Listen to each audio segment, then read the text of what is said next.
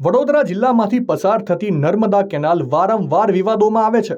ખાસ કરીને કડાછલા minor canal ખેડૂતો માટે સમસ્યારૂપ બની ગઈ છે.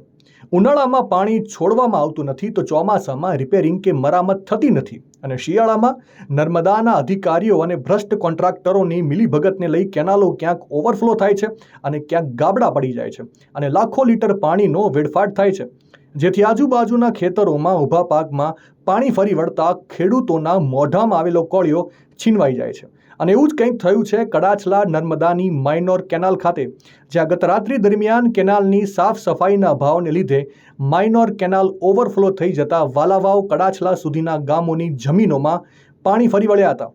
ખેતરોમાં પાણી ફરી વળતા મકાઈ અને દિવેલાના ઊભા પાકને નુકસાન થવાની ભીતિથી ખેડૂતો અત્યારે પીડાઈ રહ્યા છે.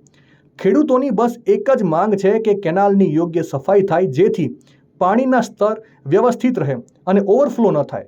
સવાલ બસ એ થાય છે કે આવા ભ્રષ્ટાચારનો ભોગ જગતનો તાત ક્યાં સુધી બનતો રહેશે? આ બાબતે તમારો શું અભિપ્રાય છે? કોમેન્ટ કરીને જરૂરથી જણાવજો.